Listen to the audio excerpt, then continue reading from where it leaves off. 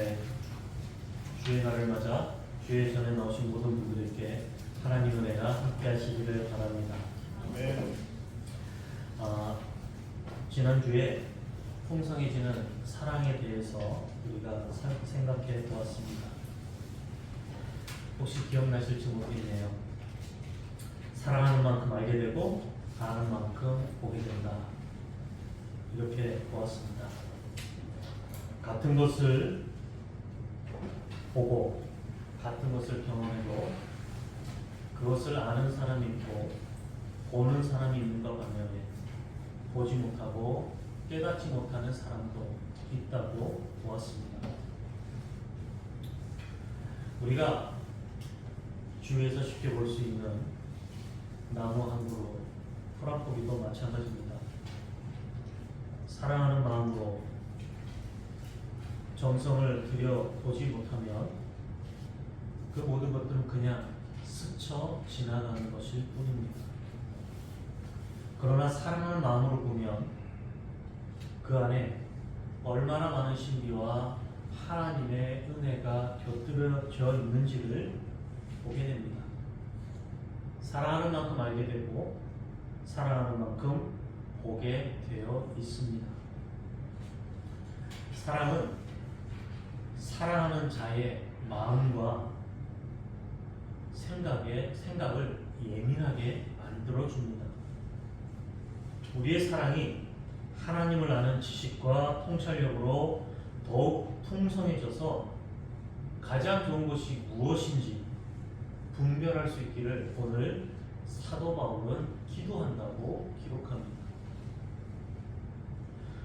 지난 한 주간도 바로 우리의 기도가 이런 기도였었기를 바랍니다. 오늘 12절에서 바울은 자기에게 일어난 일이 복음을 막는 것이 아니라 오히려 복음을 전파하는 데 도움이 되었다라고 말하고 있습니다. 바울은 앞서서 오늘 우리가 하는 일들, 우리의 존재 자체가 하나님이 시작한 일이고 또 하나님이 시작하신 선한 일이며 하나님의 복음을 알려주는 일이라고 말하고 있습니다. 아무것도 아닌 것 같은 내일이 하찮은 일인 것처럼 보일 때가 있습니다. 또 내가 하는 모든 일이 하나님이 귀하게 여기는 일이고 세상에서 이룬 것이 별것 없어 보이는 내가 하나님이 귀한 사람으로 여기고 있다는 것, 이것이 복음입니다. 복음은 내가 하나님의 형상으로 지어졌으며 내가 하나님을 대신해서 이 땅에서 살아가고 있는 존재, 나를 통해서 하나님이 이 땅에서 드러날 수 있도록 하나님의 사랑이 펼쳐질 수 있도록 하는 그 존재가 바로 나라는 것, 이것을 깨닫는 것이 복음입니다. 그래서 나는 복음, 다시 말하면 복된 소식, 기쁜 소식을 이 세상에서 이루어가는 사람이고, 그러므로 인해서 내게 일어나는 모든 일, 내가 경험하는 모든 일이 복음을 전파하는데 도움을 주었다라고 오늘 사도 바울은 고백하고 있습니다. 바울은 바로 이 사실을 오늘 전하고 있습니다. 13절을 보면 바울은 어떤 사실이 사람들에게 알려졌다라고 말하고 있습니까? 그리스도 안에서 감옥에 갇혔다, 이렇게 말합니다. 여러분, 감옥에 갇혔는데 어디 안에서요? 그리스도 안에서 갇혀있다, 이렇게 말합니다. 이 이야기를 거꾸로 이야기하면 그리스도 밖에서도 갇혀 있을 수 있다라는 말입니다. 그리스도 안에서 고난받을 수도 있고 그리스도 밖에서 고난 받을 수도 있다, 이런 이야기입니다. 무슨 뜻이냐면 고난과 역경을 만나더라도 그리스도 안에서 만나야 된다라는 말입니다. 왜냐하면 그리스도 안에서 만나면 달라지기 때문입니다. 14절에서 바울이 갇혀 있는 것을 보고 사람들은 그것을 통해서 더 큰 확신을 얻었다라고 말합니다.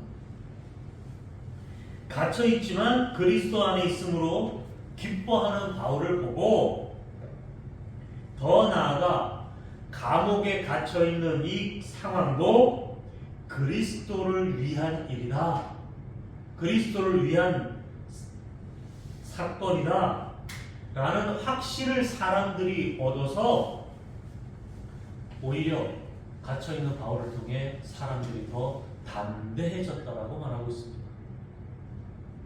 이렇듯이 이왕의 감옥에 갇힐 바에야, 이왕의 고난을 당할 바에야 그리스도 안에서 갇혀있고 그리스도 안에서 고난을 받는 것이 낫다는 겁니다. 내게 일어나는 불편한 일들이 있습니다. 고난과 아픔이 있습니다. 이것들을 그리스도 안에서 바라보고 받아들인다면 새로운 다른 시각으로 보게 됩니다. 이처럼 내게 일어난 일을 그리스도 안에서 받아들이는 여러분들이 되시기를 바랍니다. 방금의 시인의 19절에 이런 말이 있습니다. 고난은 싸워 이기라고 주어진 것이 아니고 역경은 딛고 일어서라고 있는 것이 아니고 좌절은 뛰어넘으라고 오는 것이 아니라 맑은 눈을 뜨라고 있는 것이다. 니체도 이렇게 말합니다. 고난은 극복하라고 주어진 것이 아니라 고난을 통해서 더욱 기뻐지라고 주신 것이다. 감옥에 갇혀 있는 바울은 자신이 당하고 있는 이 어려움, 이 역경을 감사하는 정도가 아니라 이 역경을 바꾸어서 기회로 삼았고 더 나아가서 하나님의 뜻을 보는 기회와 맑은 눈으로 삼고 있습니다. 맑은 눈을, 영의 눈을 떠서 협력하여서 하늘의 뜻을 이루어가려는 하나님의 선하심을 보고 있다는 말입니다. 그렇게 내가 당하는 그 어떤 일도, 내가 경험하는 그 어떤 일도 우연히 일어나는 일은 없습니다. 오늘 우리나라가 겪고 있는 어려움이 있습니다. 경제의 어려움으로 인하여 겪고 있는 아픔이 있습니다. 이런 모든 일들도 그리스도 안에서 겪으면 새롭게 보게 되고 새로운 일들을 경험하게 됩니다. 바울이 감옥에 갇힌 것이 그의 기쁨을 더하고 복음을 전파하는 데 도움이 되었듯이 오늘 내가 당하는 아픔과 고통도 내가 하나님의 사람이 되는 데에, 내가 하나님의 형상과 사랑을 이 땅에서 드러내는 데에 가장 적합한 길이고 경험이 되었으면 좋겠습니다. 그 무엇에도 휘두르지 않고 얽매이지 않는 그 중심이 내 안에 있어야 합니다. 나의 가침이, 나의 공고함이 이제 나로 하여금 더 확신을 얻어서 그리스도의 사랑으로, 그리스도의 사람으로 살아가게 되는 것, 이것이 은혜입니다. 이것을 보는 눈이 바로 기쁨을 누릴 수 있는 근원이 됩니다. 참된 기쁨은 이런 눈이 없이는 누릴 수 없습니다. 바울은 감옥에 묶인 몸입니다.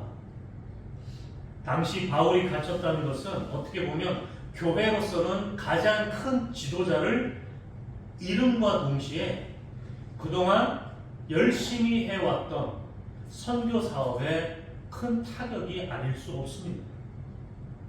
그러나 여기서 바울은 오히려 바울 자신과 다른 사람들을 위하여 한층 더 복음을 깊이 하게 하는 고백을 하고 있습니다. 그리스도 안에서 일어난 일에 불과하기 때문에 그렇습니다. 바울의 투옥은 그를 가두고 문을 닫는다는 것이 오히려 미지의 세계에 대한 앞으로 하나님의 이루실 일에 대한 기대와 소망을 하게 되는 계기가 됩니다. 바울의 투옥, 바울의 고난이 전화위복이 된 것입니다.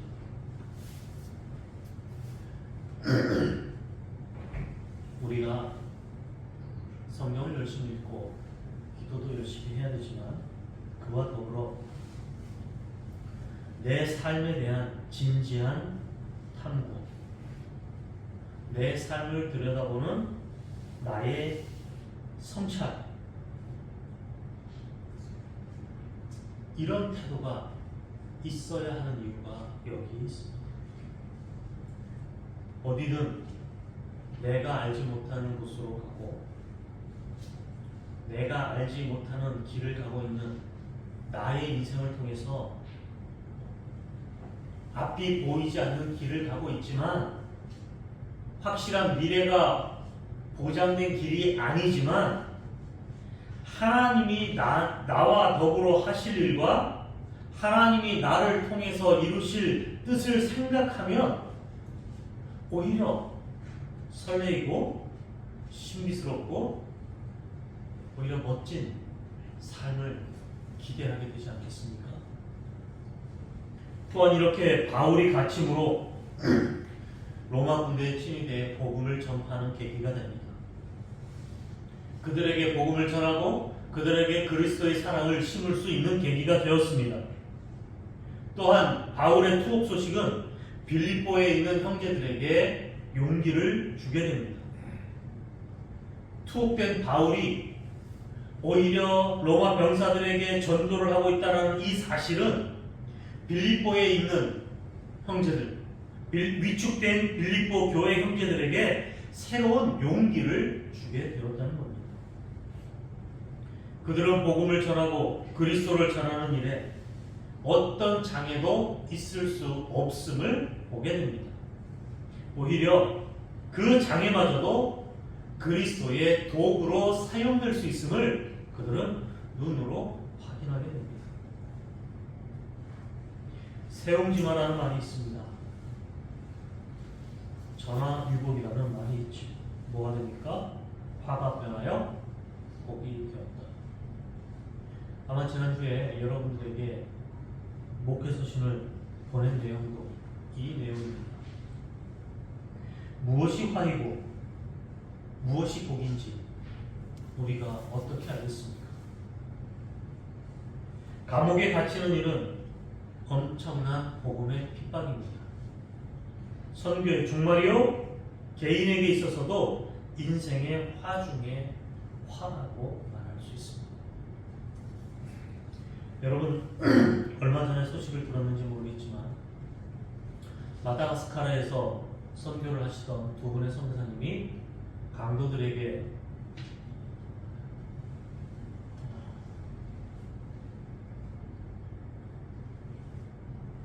목숨을 잃으셨죠. 두 분이 순교하셨습니다. 연세가 다 70이 넘으신 선교사님입니다. 평생을 농촌 선교를 하셨고 나이가 들어감에 따라 해외 선교의 꿈을 품으시고 마다가스카르에 갔습니다. 그곳에서 가난한 아이들에게 농사 짓는 법을 가르치고 더 많은 수확을 얻을 수 있는 작물들을 재배하는 것을 같이 해왔던 선교사입니다. 한의사는 아니지만 한국에서 침수를 배워서 의료 혜택을 받지 못하는 그 주민들에게 침을 놓으며 봉사했던 분입니다. 그 침을 막기 위해 3시간씩 걸어서 오기도 했다고 합니다. 그런 분들이 참 어이없게 돈 40만 원을 얻기 위한 강도들 때문에 목숨을 잃었습니다. 이런 일이 생기고 나면 마치 사도 바울이 갇힌 것처럼 이제 어떻게 선교를 나갈 수 있을까? 불안해서 그곳에 또 다른 선교사가 갈 수 있을까? 걱정도 되고 이런 일을 해야 하나? 회의가 들기도 하겠죠. 그러나 저희는 믿습니다. 그 두 분을 이어서 또 누군가가 그곳에 가겠죠. 또 어려운 일을 당할 수도 있고 순교를 당할 수도 있겠죠. 그러나 그럼에도 불구하고 하나님의 일을 감당할 사람들이 갈 줄로 믿습니다. 우리도 마찬가지입니다. 누군가가 너는 교회를 열심히 다니는데 나는 오랫동안 교회에 헌신을 열심히 했는데 왜 나는 이런 어려움을 겪어야 할까? 또 너는 왜 그런 어려움을 겪느냐고 비난하는 사람을 만날 수 있습니다. 그러나 여러분, 지금 내 눈에는 그것이 화로 보여도 어려움으로 보여도 오히려 그 화조차도 복으로 밖으로 가시는 분이 누구시라고요? 하나님이십니다. 내가 그리스도 안에만 있다면 그 어떤 화도 복으로 바꾸시는 분이 누구십니까? 하나님이십니다. 자신이 생각도 못했던 부류의 사람들, 로마 군인들에게 그리스도를 전하는 계기가 되었던 것처럼 말입니다. 바울의 투옥으로 겁에 질려있는 빌립보 형제들에게도 오히려 새 힘을 얻고 다시 신앙적으로 재무장하는 계기가 되었던 것처럼 말입니다. 내가 생각하기에 불행하고 버겁고 힘든 오늘, 나의 형편과 처지가 내 기쁨의 근원이 될 수 있는 기술, 깨달음, 영적인 통찰이 바로 여기에 있습니다. 나에게 일어나는 모든 일은 그리스도로 말미암아 일어나는 일입니다. 하나도 뺄 것도 더할 것도 없습니다. 그냥 그대로 더 확신을 얻어 담대히 내가 할 일을 하는 일만 남았습니다. 내가 경험하는 이 일이, 내가 하는 모든 일이 주님의 일이라는 말입니다. 그런 바울의 18절의 고백이 참 인상적입니다. 개역성경은 좀 어렵죠. 세 번역으로 읽어드리겠습니다. 그렇지만 어떻습니까? 거짓된 마음으로 하든지 참된 마음으로 하든지 어떤 식으로 하든지 결국 그리스도가 전해지는 것입니다. 나는 그것을 기뻐합니다. 앞으로도 또한 기뻐할 것입니다. 여러분 어떻습니까? 바울은 또 그 일로 인해서 기뻐한다고 고백합니다. 그렇다면 나는 무슨 일로 기뻐하십니까? 바울은 도대체 뭐가 그렇게 기쁠까? 또 무엇이길래 앞으로도 그렇게 기뻐한다라고 말할 수 있을까? 여러분, 사람이 가끔 실없이 웃는다라고 우리가 표현을 하기도 하는데 여러분 주위에 그냥 패시시 웃고 다니는 사람이 있다라고 한번 생각해 보십시오. 여러분 그 사람을 뭐라고 여기겠습니까? 저 사람이 미쳤나? 왜 저렇게 실없이 웃고 다니나? 이렇게 생각할 수도 있습니다.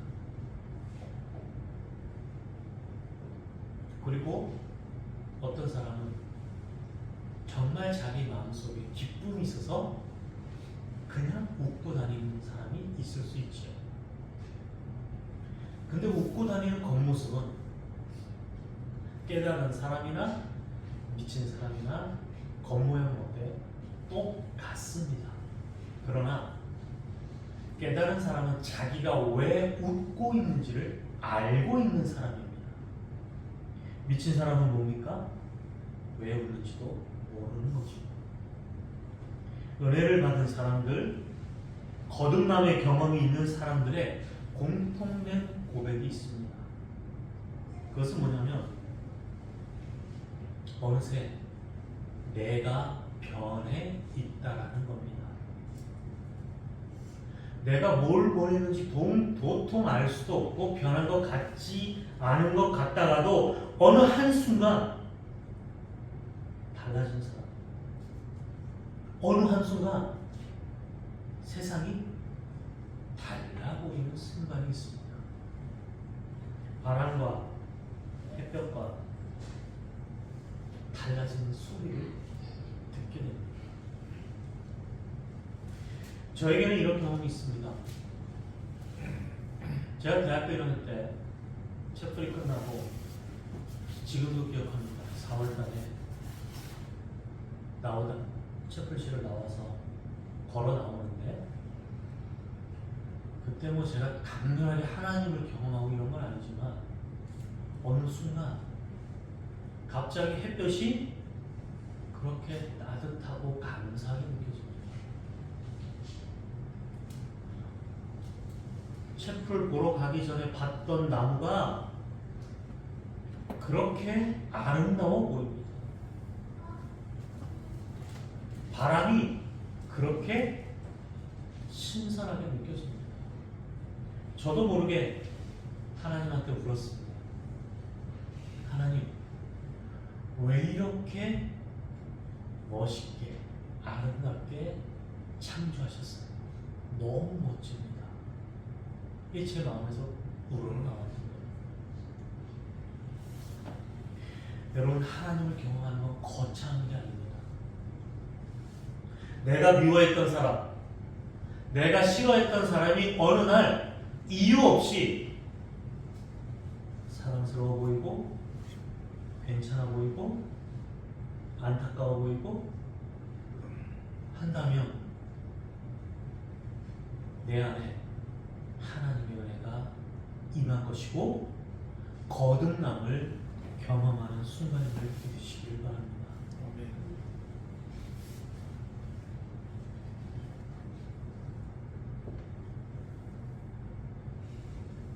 세상이 달라지는 것이 아닙니다. 나의 환경이 달라진 것이 아닙니다. 세상을, 내가 경험하는 일을, 내가 만나는 사람을 보고 듣는 나 자신이 변한 것입니다. 감옥에 갇혀있는 최악의 상황. 그런데 바울이 갇혀있는 그 틈을 타서 오히려 시기하고 질투하고 바울에게 괴로움을 더하려고 하는 사람들이 있었습니다. 그럼에도 불구하고 바울은 오늘 기뻐한다고 말합니다. 바울은 사람들의 그런 일이 자신을 괴롭히는 일이 아니라 하나님은 그 일을 통해서 그리스도의 일이 드러나도록 한다고 받아들였기 때문에, 고백하기 때문에 기쁨으로 여길 수 있었습니다. 무슨 방법으로 하든 그리스도가 전파되고 있으니 나는 그 일로 기뻐합니다. 이렇게 고백합니다. 오늘 도대체 나는 무슨 일 때문에 화가 나고 있는지, 나는 무엇 때문에 슬퍼하고 있는지, 나는 무슨 일로 기뻐하고 있는지를 생각해 보아야 합니다. 그렇게 일어난 일을 나를 시기하고 괴롭게 하는 일로 보는 한 그 일 때문에 내가 화가 나는 거야, 그 일 때문에 내가 슬프고 괴로운 거야 라고 보는 한 나는 기뻐할 수가 없습니다. 그렇게 일어난 일을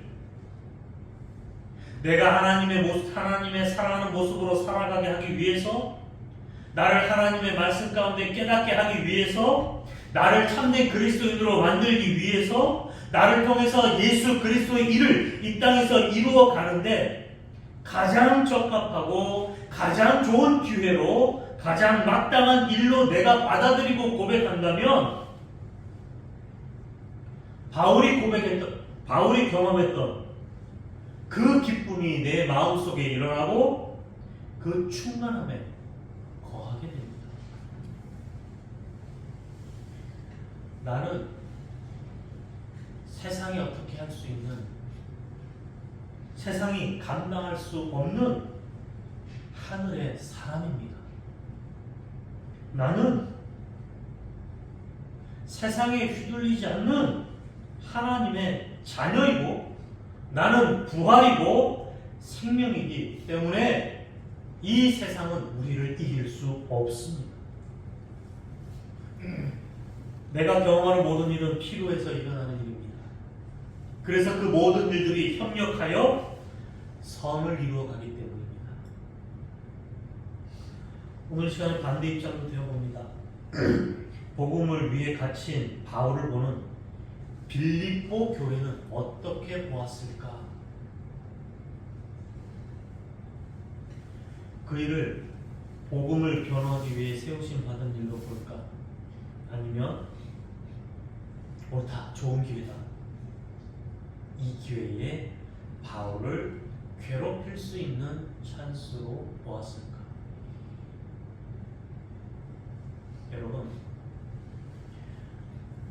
여러분 아마 그런 경험들 많으실 겁니다. 내가 어려움 당할 때요, 주위에 있는 사람이 이 기회를 통해서 이 사람이 성장하고 이 사람이 새로운 사람으로 거듭날 수 있겠구나 라고 보고 옆에서 기도해주고 도와주는 사람이 있지요. 반대로 어떤 사람이 있습니까? 이참에 나를 더 괴롭히고 나를 비난하고 나를 더 주저앉히려고 하는 사람이 또 있지요. 여러분은 나는 어느 편의 사람이었습니까? 나는 누군가 어려움 당할 때 그 사람을 돕고 함께 기도해주고 그 사람을 다시 세우려고 했던 사람입니까? 아니면 뒤에서 비난하고 험담하고 더 주저앉히고 고소하다라고 생각했던 사람입니까? 여러분, 둘 중에 어느 편에 설지는 나의 선택에 달려 있습니다. 오늘 내가 당하는 일, 오늘 우리 주변에서 일어나는 크고 작은 일 앞에서 내가 어느 편에 설지 선택할 수 있습니다. 나는 다른 사람의 실수나 실패를 어떻게 보고 있을까? 약점으로 잡아 괴롭힐지, 그것을 통해서 그리스도의 일을 보는지, 그것은 나 자신에게 달려있는 일입니다. 나의 선택에 달려 있습니다. 사랑하는 성도 여러분, 오늘 나에게 일어나는 일과 이웃에게 일어나고 있는 일 가운데 그런 기쁨과 감사를 알아차릴 수 있는 거듭난 사람, 영적인 사람, 깨어난 사람으로서 삶을 살아가는 성도 여러분들 되시기를 주님의 이름으로 간절히 축원합니다. 아멘. 기도하겠습니다.